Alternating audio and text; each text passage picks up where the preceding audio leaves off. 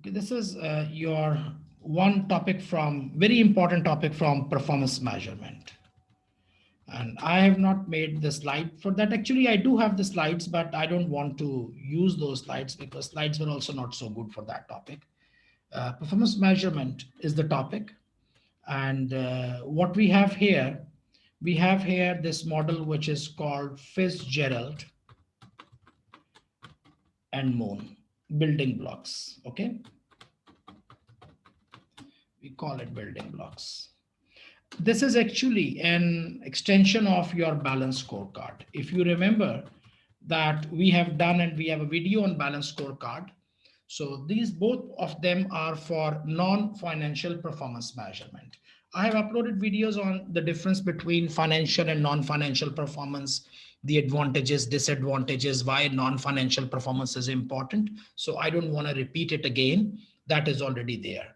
What we know that for financial performance, we do variances, we do ratio analysis for financial performance. For non-financial, we have one model. Number one was balance scorecard. Video is already there. And number two is Fitzgerald and Moon building block.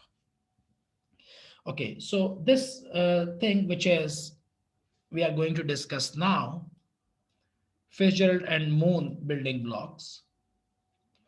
It discusses three things. Actually, not three things.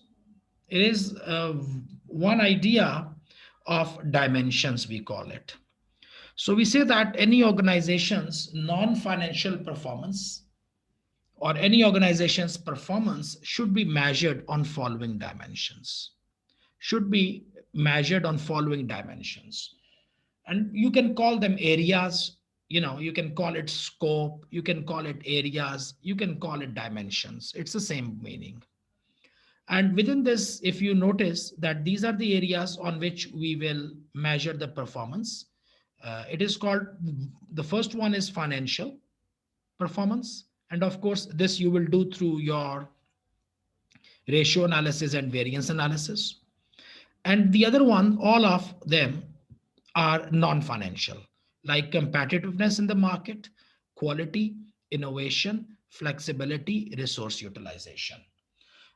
These are the five or six main, one, two, three, four, five. You might have four. Okay, in this case, they have given you five measures in non-financial and one measure in financial. This is one standard which we have been given.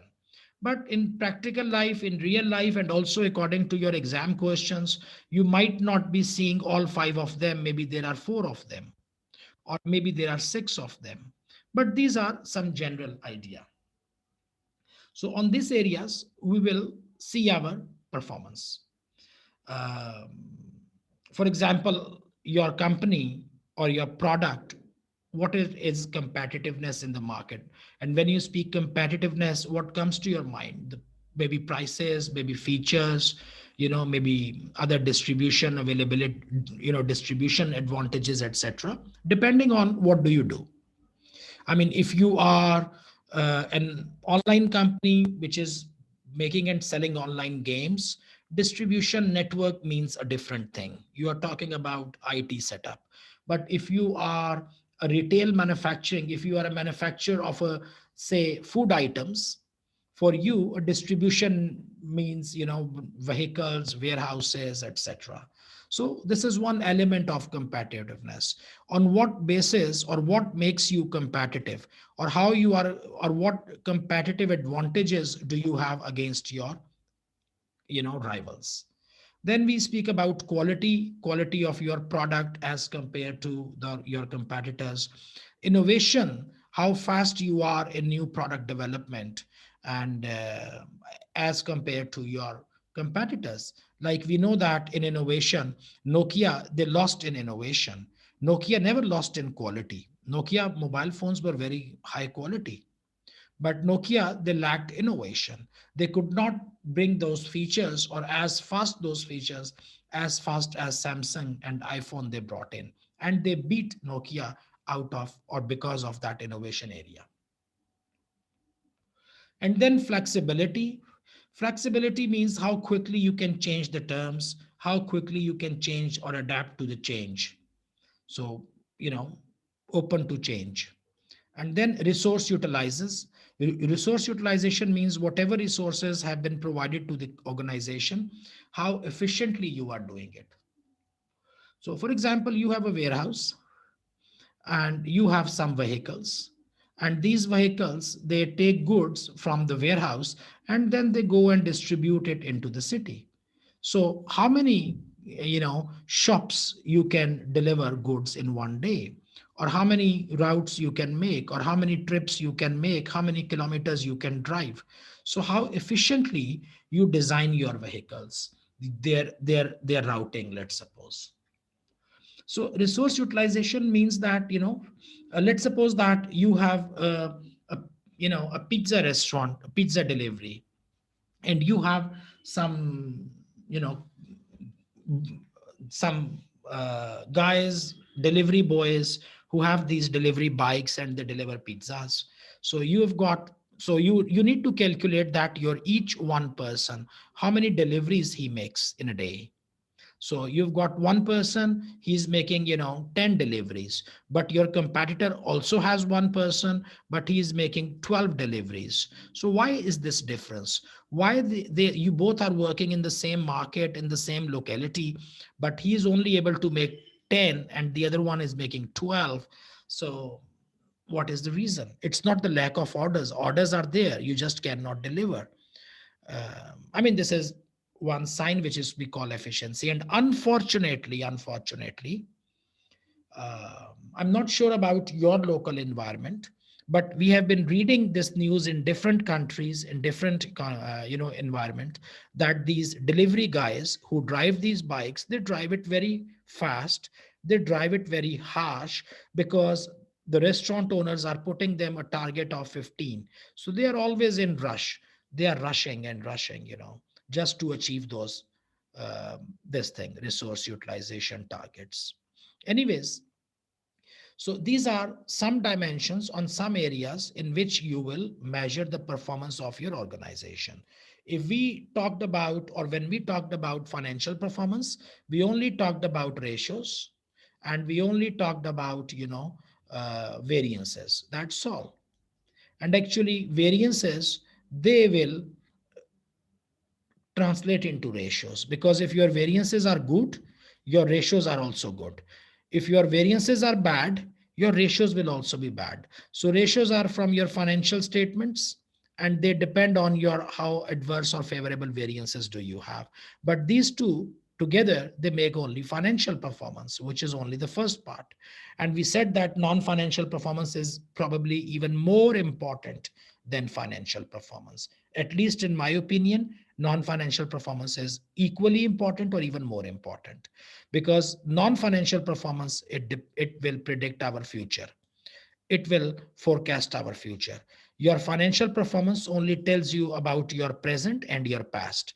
Financial performance does not tell you about future. Okay, so if you want to see or predict or forecast or manage your future, you need to pay attention on to these non-financial measures. So this is the first area, dimensions. Now you have standards and rewards. Actually, standards and rewards are not two different things. Standards or rewards are built in or are created to support these dimensions. Okay. So these are your key areas, and you can call them primary focus. Standards and rewards are developed and created to support this thing. Okay, so this you should remember. So standards, we say ownership first, like, who. So first of all, you develop some standards. So we said that, okay, we want to measure innovation. Or we want to, but in order to measure innovation, you need to, how to say, you need to be innovative, and you need to have some targets for innovation. So for example, for innovation, we create some standards. We create standards for innovation. We create standards for flexibility. We create standards for quality. So it's not something separate. All these of them, I mean, one, two, three, four, five, every one of for every one on the top, you will have separate standards. For example, on quality, let's create standards on quality. Okay. Or let's create standards on innovation, let's create standards on flexibility, let's create standards for resource utilization. So standard is not something different, it is actually a support function to these ones. And when you create standards, you need to pay attention to the three things. Number one, that the ownership, who is going to create the standards, or who is going to be responsible for the standards. So number one is the responsibility. Like, is it me or is it you? It is the, your department manager only, or chief accountant, or what? So when you set standards, you cannot just keep a standard and write it on the wall that financial statements should be prepared within 3 days after the end of the month. This is one standard, for example. you know because we are accounting and finance students, I know that I have been giving this instruction that I need the financial statements within 3 working days of end of the month. So which means that if the month ends on 30th of November, so after 30th of November, 3 working days, November financial statement should be prepared. But if I say that it should be prepared, I put it on the wall, it does not do the job. Who should prepare it? Who should prepare it? So there comes the ownership. So in ownership, you mention that who is responsible for maintaining that standard. And then achievability. Is it normal? Is it possible within the first three days? Can you make it? You know what? The chief accountant comes in and says, Mr. Ali, in the first 3 days, I am actually giving out salaries. It is very hard for me to give salaries and also to prepare financials. So either you take away the task of payroll from me and give payroll to someone else, and I work on the financial statements, or if you want me to do both of them, then you give me 2 more days, because first 2 days I'm working on payroll. That makes sense. The guy has some weight in it. So you think about what is the achievability of the standard. So not only you set the standard, but you make someone responsible, and you make sure that achievability is there. And then equity. Equity means fairness. Okay. Equity, justice, fairness.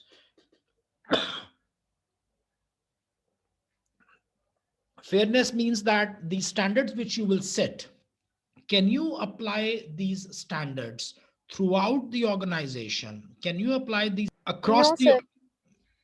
yes? So can you apply these standards across the organization, and is it fair? Is it fair to apply the same standard to, you know, uh, all of them? I give you an example. Let's suppose that you have a warehouse, and from this warehouse, two vehicles they go out. This is one vehicle, and this is another vehicle. Okay, you have a distribution warehouse. Okay, this is your distribution warehouse, and this vehicle is going to the city center, and this vehicle is going to some suburban areas, suburbs, out of the city suburbs. uh,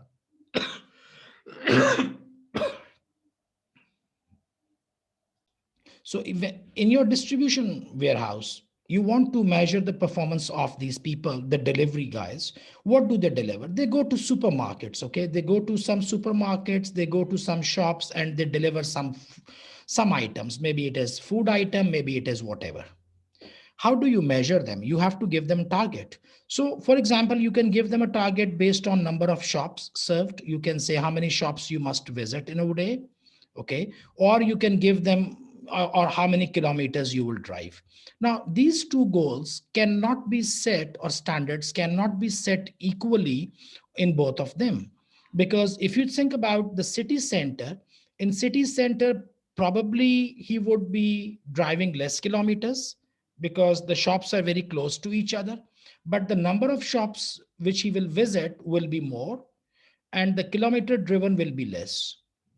And if you consider the guy who is going to the suburban areas, the rural areas, here the number of shops will be less, but the number of kilometers driven will be more. So you need to be very careful when you set standards, that If I only focus on the number of shops, this guy is always the winner, because in city center the shops are very close to each other, and he would be able to serve maybe 20 shops in a day. Whereas in the suburbs, the shops are not so close to each other. He has to travel a lot to find one shop and then another shop. So, whatever standard you will set, you need to see that at the time of setting the standard, can I measure the performance of everyone across the organization based on that standard? That is called equity, which means, um, the sense of being fair. Second thing, you have got rewards. Now you know that people, when we are asking them to do or achieve something for us, we also need to have a reward system in place. I mean, reward system which is actually kind of motivation should be in place. I mean, people feel motivated when they know that if they achieve some goals, if they achieve some targets, they perform better. You want to, improve performance of anyone, just, or any team, any individual, any group, any organization, improve the reward systems. When reward systems are good, people feel motivated to work hard, to cross the boundaries and to push themselves. They will work day, they will work night, because they know that there is something to achieve. So reward systems are there. And then you have to, for reward systems, you need to have clarity, which means that people should exactly know that, how rewards are given. There should not be any ambiguity. Sometimes I have seen that there is ambiguity. People do not know what they will get. They know that they will be rewarded, but how much and when, that is ambiguous. So it's very important to have a very clear reward system in which people can actually calculate or actually can forecast or predict or estimate how they will be rewarded. And of course, it should be transparent so that everybody sees it. And controllability by the employee, that employee should be able to control that thing for him. And then motivation, which means that this reward system ultimately is linked to the HR department, it is linked to the HR function, and it makes sure that the reward system is actually, increasing the motivation level among employees. So this is your Fitzgerald and Moon building block model: dimensions, standards, and rewards. I do not expect that in exam they would ask you to write down a general essay about this thing. Just like I spoke to you a general essay. This is to help you understand what it is. But I don't think it would come in exam like this. In exam, it will always come in like a question. So there would be a scenario, some background will be given, and then they will say that relate this question to this thing. So they will give you that, the company has recently launched a new R&D department. Previously, they were producing, five new products in a month, in a year. Now they are doing 10 new products in a year. So you would understand they are talking about innovation. Or probably the quality system, the rejection rates were, this much in the last year, this much in this year. You exactly understand that they are referring to quality. So question, when you read the question carefully and you keep this thing in your mind, then you can relate that situation here. And you would say that, okay, the standards are there, but there is a confusion about ownership. Nobody knows who is responsible for what. Or the standards are there, but they have been made very difficult, they are not achievable. you know they are hard to achieve. If they are hard to achieve, motivation will go down. And so question will tell you. So in question, it is not necessary that all of these things will be addressed, and definitely not all of them will be addressed. Some areas will be addressed, and whichever areas will be addressed, you will actually use your same information, just just change the name. For example, we know that what is innovation. Okay, we know the importance of innovation. innovation, bringing new products, etc. We know the importance. And they say that the company is a traditional company and it does not have a very active R&D department, or the performance of R&D department has not been very outstanding in the last years. Something like this they give you. What you need to do, just write down the name in the beginning. You say ACE Limited. We have or we can see that in ACE Limited, the R&D department has not been doing good, or then you start speaking about importance of R&D. So it's really not difficult. You just have to add the name of the company and then one sentence, and then the theoretical academic knowledge which I just spoke.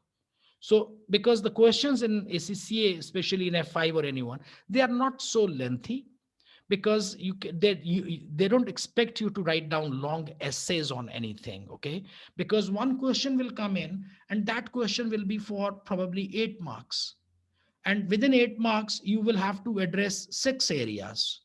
So it means that each area will have maybe 1.5 mark, maybe 1.5 marks. So they don't expect you to write down like a full essay on innovation. So when you have to touch upon the idea of innovation, that's just 1.5 marks. Or if you have to touch the idea of achievability, again 1.5 marks. So you just need to touch on everything, but you are not expected to write long stories in everything. Am I am I clear on this thing?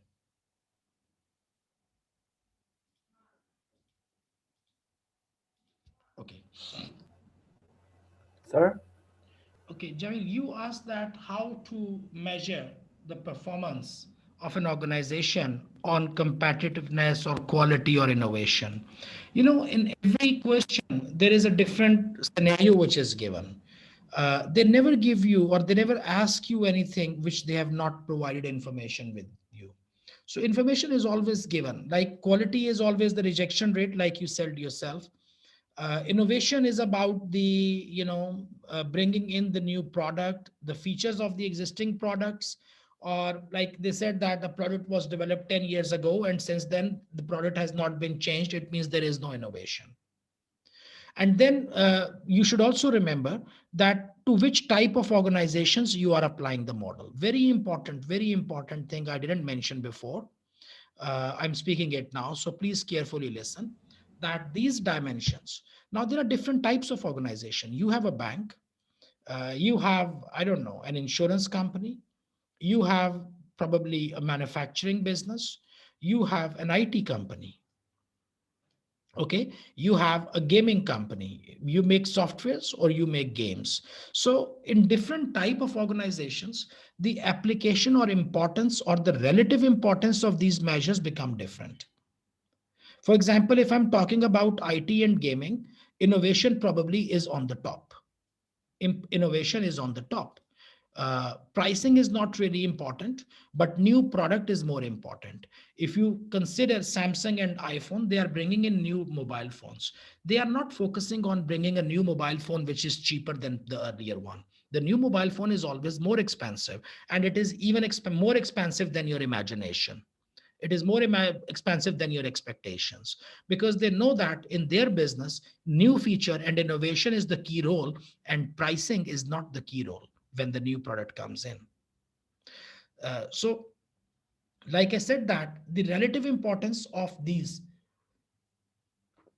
dimensions should be understood, that in different businesses, there is a different, how to say, priority or importance of these ones. So, but in any case, you will be given some clue in the question, in the question scenario, if the organization is doing good or bad on innovation, or is it good or bad on doing flexibility. For example, if I say that one sentence, I say that the company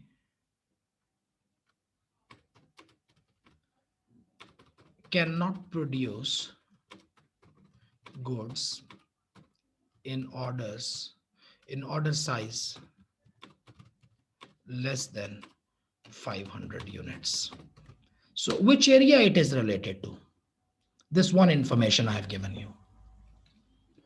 The company cannot produce goods or deliver goods in order size less than 500 units. This is clearly related to flexibility. This is flexibility. I mean, your systems, your batch sizes, your production system does not allow you to produce smaller order sizes, which means that you will be losing small customers because you can only produce in quantities of 500 and more. So ultimately, they will give you such short sentences, just like I wrote one.